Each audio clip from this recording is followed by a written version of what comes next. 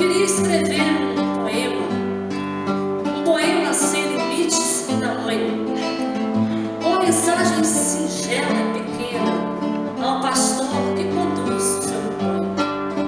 Eu queria ter talento e sabedoria e uma linda melodia no compor, mas eu sei fazer apenas uma simples poesia, versos pequenos para um grande pastor.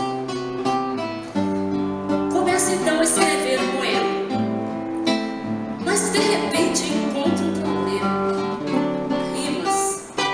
Como é que eu posso lindos versos compor se eu não tenho rimas para o meu pastor?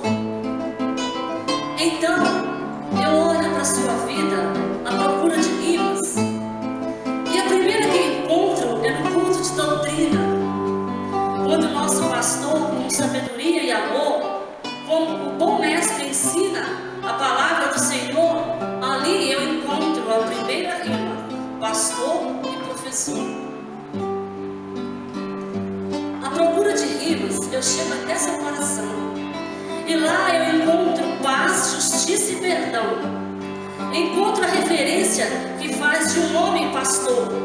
Encontro o grande suprimento do sublime sentimento que me lembra outra rima: pastor e amor.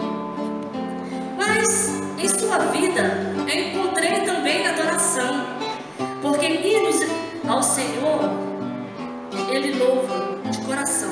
Sim, o nosso pastor é um grande adorador e me faz lembrar outra rima: pastor e louvor.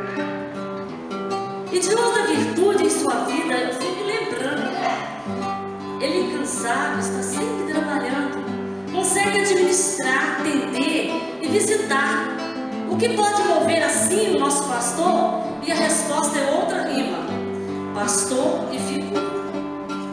Enfim, eu me lembro da sua vida transparente, porque o nosso pastor também, ele é fiel e temente, sempre zeloso, tem um ministério glorioso, se afasta do mal para agradar o Senhor, e ele merece esta rima: pastor e temor.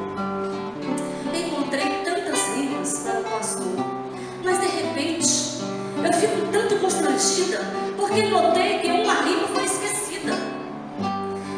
E andar diferente, e sem ela o poema não se completou. Muitas vezes o pastor parecia triste, e notei que ele estava até preocupado, talvez por uma